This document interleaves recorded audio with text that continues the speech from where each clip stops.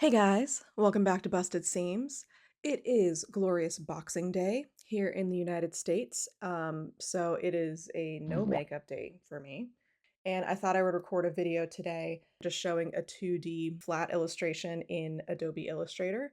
So I wanted to sketch a sweater polo from memory. So we're on the honor code here. You guys are just going to have to trust that I don't have anything ferreted away here in my studio that I'm referencing. I'm just going from memory here to see just kind of how close I could get without having something physical to look at the entire time. So 2D sketch in Illustrator, Boxing Day, no makeup. Let's go.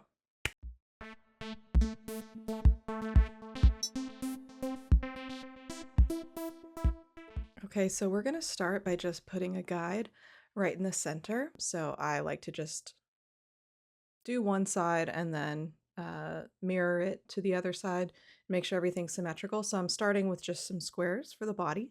Now just kind of some basic shapes for the neck. Kind of just trying to get a general like shape here. And starting with kind of some collar points and trying to shape them to look as realistic as possible. Okay, that's starting to look a little bit more realistic.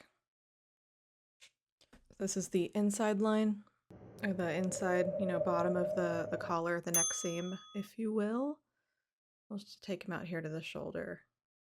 I can already tell my proportions on the neck and body are going to be a little bit off, but that's relatively easy to adjust later. So I like to make the main body one piece and make the sleeves a second piece. I know there are a lot of different ways to stylize these sketches. Some people like to do, a one big outline around the entire edge and make it a thicker line. But I like all the parts to be separate, so it's easier to edit. Okay, so I didn't actually need that at all. The big square. Okay, so starting on the sleeves, this is a short sleeve sweater polo. So you see I want a little bit of that kind of curve at the bottom of the sleeve. I will add a rib to the bottom of both the sleeves and the bottom hem. For now, I'm just trying to get kind of the sleeve shape. I'm going to turn off smart guides. I like smart guides, but they make everything want to snap, and I need a little bit more control over my anchor points. Okay, so this was the ribbing. See if I got the big measurements right. See how I did. I think the sleeves could be a little bit longer and a little bit wider.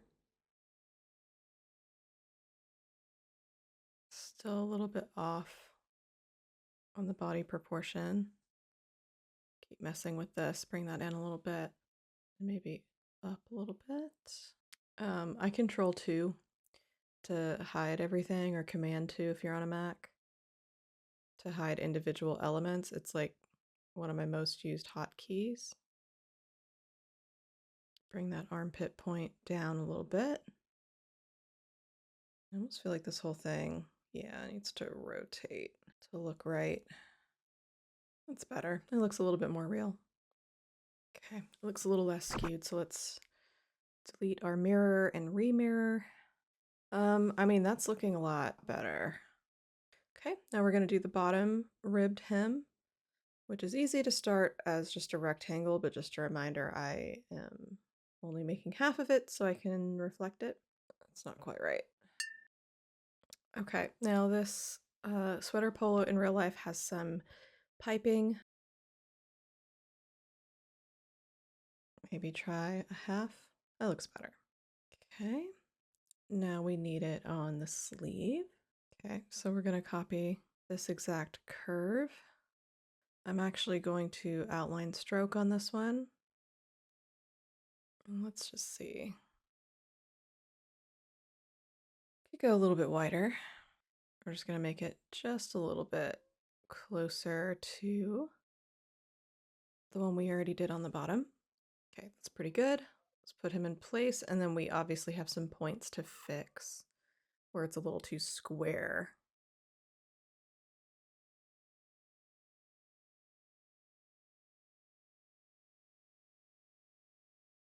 Any of your OCD brains are screaming about the different stroke widths. I feel ya. We're all gonna have to deal. I'm gonna make this green just so I can tell that it's a different material. So we're gonna work on the placket now.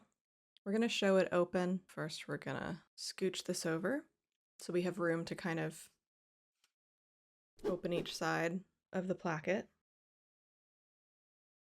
Okay, so this is kind of that first curved edge. Mirror this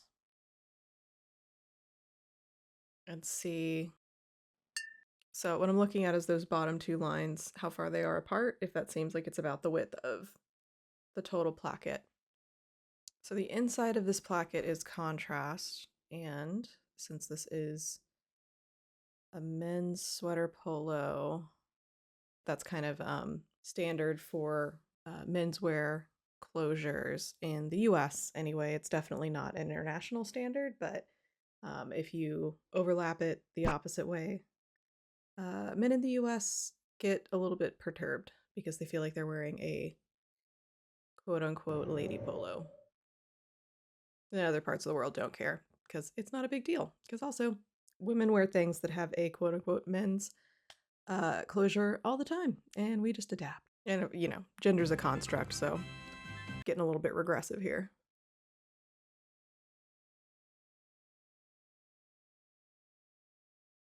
I think we can bump him out a little bit. We just have to bump everything else out proportionately. It's looking like a polo.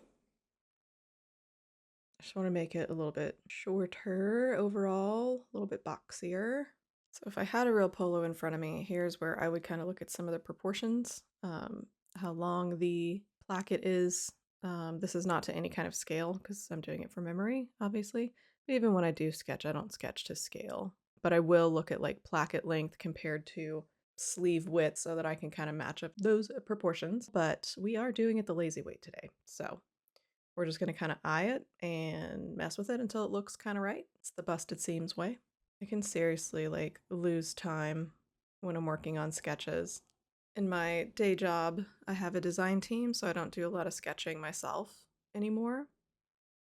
So they're much faster at it at this point. For me, it's like I've done it for years. I just haven't done it as a main function of my day job since I became a manager. So it's fun. It's fun to kind of get into the zone. So this is a sweater, a true fully fashioned sweater. So whereas a normal polo that most of you are probably familiar with, just kind of your jersey or your biquet polo, your golf polo, whatever, it is cut and sew. So you have full width fabric, the pieces are cut out and they are sewn together on a sewing machine or a serging machine or what have you. A sweater is every piece is knit to shape. So you're not cutting out a sleeve shape from a big rectangle of fabric. You are knitting it to the exact shape that you need, which is kind of cool because there's a little bit less waste. The machines are going to knit the yarn into the exact shape you need. You take it over to a linking machine and you use basically the same yarn as you used in the body to link it. So it's not like sewing. It's not like putting it through a flat sewing machine. The way you can tell if you are wearing a cut and sew polo versus a fully fashioned sweater, if you're not familiar, you can look for these sort of little V shapes in the sleeves, is usually where you see them. And that is just where that linking yarn is taking a bite out of the edge of that piece. And it does kind of make this defined looking little triangular indentation. So I'm putting those in my sketch just to further illustrate that it is a fully fashioned sweater, that it's not cut and sew. We're just going to mirror this because you'll see it a bit on both sides of the seam. Okay, I think that's looking pretty good. Okay, so I like all the pieces to be separate so I can fill them. So we want this whole chunk to be one piece. So I'm just kind of connecting all the endpoints. I'm going to divide to create a compound shape, and then I'm going to get rid of the one in the middle. So it's one big old shape. And then I just need to join. So I'm going to layer this underneath and we're just going to move it back. Get these guys up to the front and bring the outline up. They won't really be pink and green, just to indicate that it's different. It's a different material from the body. Okay, so I'm going to make the other rib areas the same color. Just reflect these bits rather than deleting the whole side. Now it's not truly symmetrical, you know?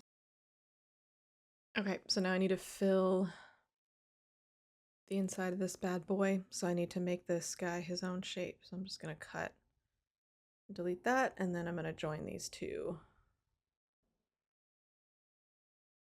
I have a confession. I have remapped the command key on my MacBook to control because I'm sorry, Apple, but command is just too close to C and V to copy and paste quickly. I'm sorry. That's my secret. Shh. Also occurs to me that I haven't saved yet.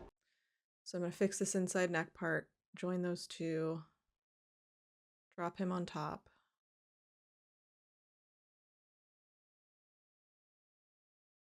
I'm going to make this a fat dashed line to kind of indicate that the stitch changes. Yeah, it kind of does like an enclosed, clean finish are the words I want. So it doesn't look exactly like this on the real thing, but it's close enough to indicate that there's not a separate piece neck tape. Time to do the buttons. So this is a 2-button placket. Okay, let's add some detail to our buttons. So this is a 4-hole plastic rimmed button. So let's get one fully detailed. Okay, so it is rimmed, so I'm gonna make a couple of concentric circles and adjust the stroke size so you can actually see it. And then I need the inside 4 holes. Okay, so we've got our 4 holes. We're gonna do the stitch lines. Okay, so we're gonna round the edges. We're gonna make this much finer. Let's take it in a little bit and then we'll mirror it. So we're gonna group that mofo, copy him. Those roughly centered, I think. So let's just make them both vertical.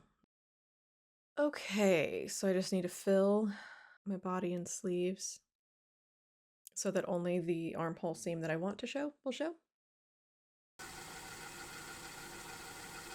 Okay, so move these boys to the back. I think that looks pretty good. I think the proportions are maybe a little bit off. The collar looks a little bit wimpy in comparison to the body. But overall, from starting from scratch, doing it from memory, it took me about an hour, all said and done. So anyway, there you have it. That was me kind of real time doing a 2D sketch. I did do a little bit of editing just to make it a little less boring. But yeah, I would love to hear what you guys thought of this type of content. I've thought about moving to possibly doing some live streaming, and I'm curious if this is the kind of content you would want to watch. Do you want a sketch with me? Do you want a 3D design with me type of thing? Or is this just really painful to watch? Let me know. Give me a like if you enjoy the channel and enjoy this video. Would love if you subscribed. And yes, please comment. Please let me know what you thought. And I'll see you guys next time.